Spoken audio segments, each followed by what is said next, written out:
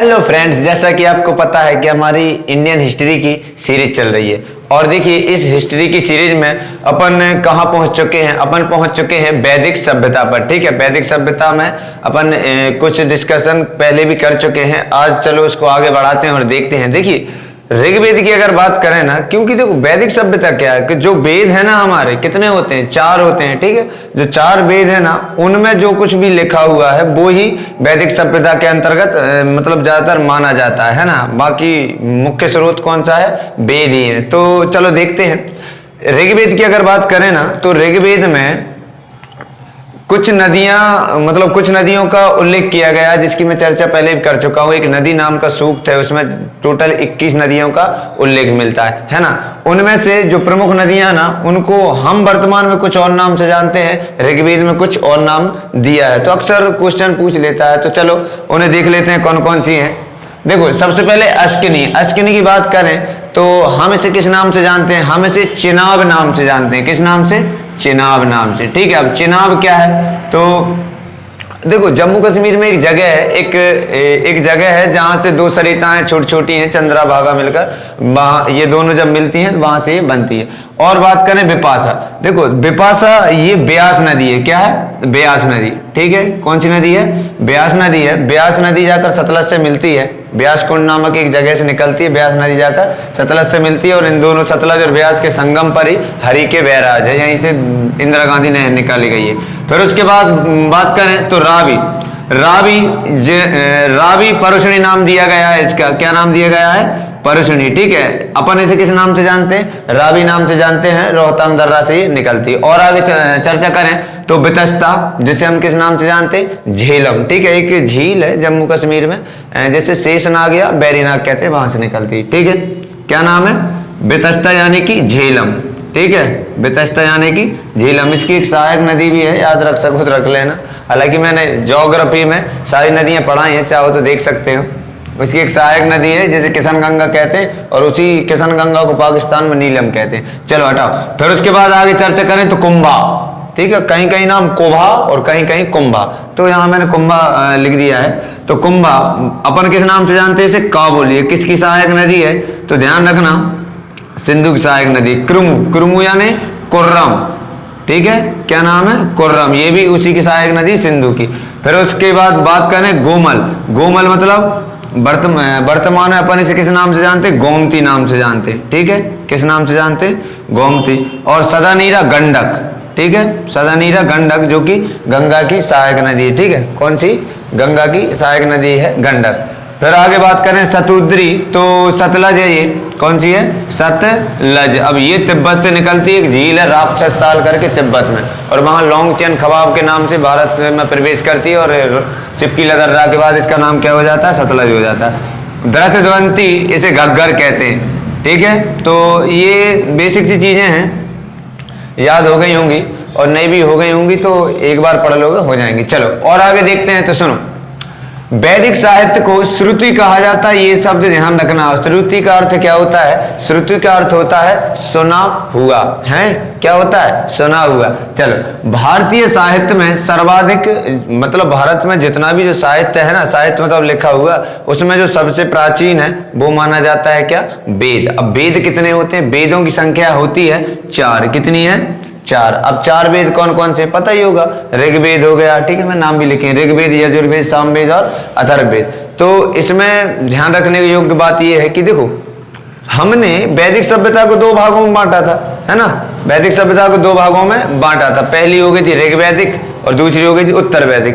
तो यहां ध्यान रखना, जो पहला वाला भाग था ना, ऋग्वैदिक काल, उसमें ऋग्वेद की रचना हुई है ना। और बाकी का जो उत्तर वैदिक काल है ना, ठीक है, पहला ऋग्वैदिक काल, उसमें बन गया क्या? ऋग्वेद। और बाकी के उत्तर वैदिक काल में बने तीनों। यहाँ एक नोट करने वाली चीज है, देखो ये जो 3 वेद है ना, नंबर 1 2 3, मैं यहाँ लिख दे रहा हूँ 1 2 3, इन तीनों वेदों को वेद त्रयी या त्रयी कहते हैं। ये बात भी ध्यान रखना। ठीक है, तो यहां तक आप समझ गए होंगे। अब सुनो, अब वेदों की बात करें ना, तो हम पहले वेद की चर्चा करेंगे। क्यों? क्योंकि हम पढ़ क्या रहे हैं, इन दोनों पार्ट्स में से यही पढ़ रहे हैं ना। और इसमें क्या था? ये तो थे ही नहीं तीनों, है ना।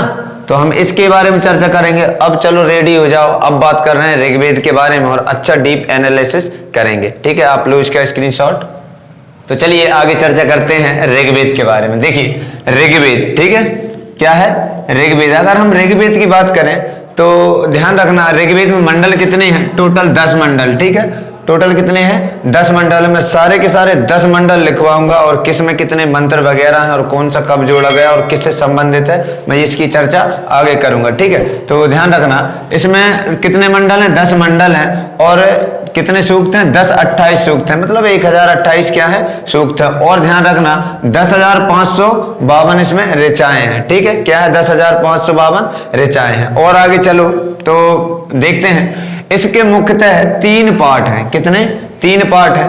मुख्यतः कितने पार्ट है, 3 पार्ट हैं। अब कई की बुक में तुम्हें 5 मिलेगा, लेकिन वो 5 क्यों देता है इसका भी कारण बता दूंगा। देखो सबसे पहला पार्ट है साकल्य। ठीक है, वर्तमान में ये उपलब्ध है, वर्तमान में यही उपलब्ध है। ठीक है, वर्तमान में कौन सा उपलब्ध, कौन सा है उपलब्ध, साकल्य।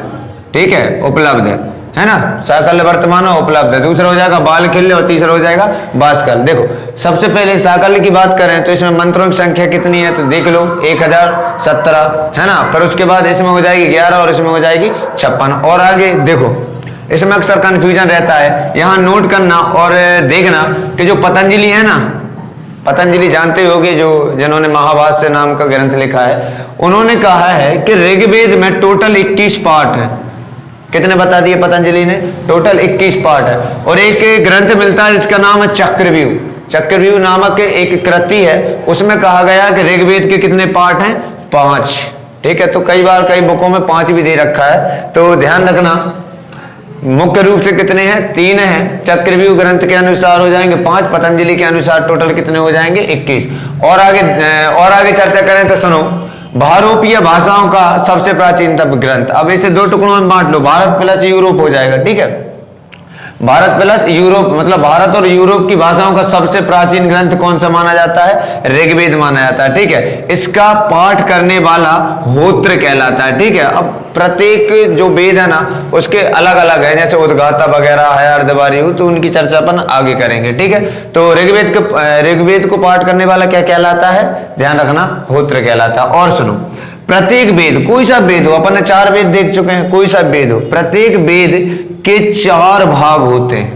कौन कौन से होते हैं, नंबर 1 संहिता। ठीक है, नंबर 1 क्या हो जाएगा, संहिता। नंबर 2 ब्राह्मण ग्रंथ। नंबर 3 अरण्यक और उपनिषद। ठीक है, नंबर 1 क्या हो गया, संहिता, ब्राह्मण ग्रंथ, अरण्यक और उपनिषद। ठीक है, याद रखना है। अब देखो सबसे पहले बात करें संहिता। देखो प्रत्येक वेद की होती है तो ऋग्वेद की भी होती होगी ना, तो देखो यहां पर संहिता की बात करें तो ऋग्वेद की जो संहिता है ना, ऋग्वेद की संहिता, ऋग्वेद की ध्यान रखना, ऋग्वेद की संहिता को ऋग संहिता कहते हैं। क्या कहते हैं, ऋग संहिता। ऋग्वेद में जो संहिता दी हुई है, क्योंकि प्रत्येक वेद की होती है ना, तो ऋग्वेद की भी होगी, तो ऋग्वेद में जो संहिता दी गई है उसे क्या कहते हैं, ऋग संहिता कहते हैं। और यहां पर देखो सबसे इंपॉर्टेंट बात, ऋग का अर्थ होता है स्तुति परक मंत्र। ठीक है, ऋग का अर्थ क्या होता है, स्तुति परक मंत्र।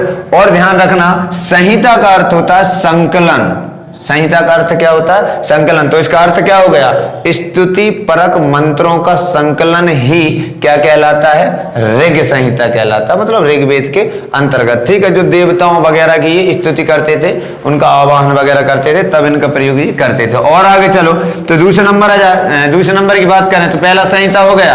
अब आगे बात करते हैं ब्राह्मण ग्रंथ। तो देखो ब्राह्मण ग्रंथ, इसके ऋग्वेद के 2 ब्राह्मण ग्रंथ हैं, ऐतरेय और कौशिकी। ठीक है, कहीं कहीं संखायन नाम भी मिल जाता है। ठीक है, अब देखो ऐतरेय की ब्राह्मण ग्रंथ की बात करें तो इसमें सुनह सेप आख्यान का वर्णन किया गया है। ज्यादा डीप हो जाएगा इसलिए मैं इसे बता नहीं रहा।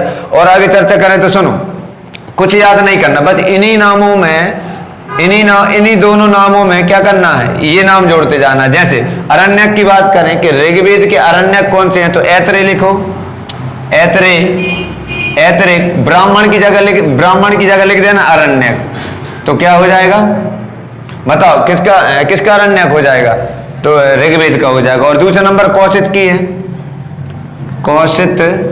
की है, और इसमें जोड़ दो अरण्यक। तो कभी पूछ लेना कि कभी पूछ ले कि ऋग्वेद के अरण्यक कितने हैं, तो 2 ही हैं। कौन कौन से हैं? पहला ऐतरेय अरण्यक और दूसरा, समझ गया, ये का यही करना है। तीसरा में उपनिषद, उपनिषद में कुछ नहीं, ये नाम लिख दो ऐतरेय, ठीक है, उपनिषद जोड़ दो, उपनिषद है ना, नाम वही सेम है इसलिए बोल रहा हूं। फिर उसके बाद कौशिक की कहीं, अच्छा इसका नाम देख ध्यान रखना, संख्या नहीं मिलता है, कौशिक की है और उपनिषद जोड़ दो इसमें भी, तो ये भी बन जाएगा। तो यहां तक मैं समझता हूं कि सब समझ चुके हो गया। अब चलो इसका लो स्क्रीनशॉट, फिर अपन आगे और भी चर्चा करते हैं।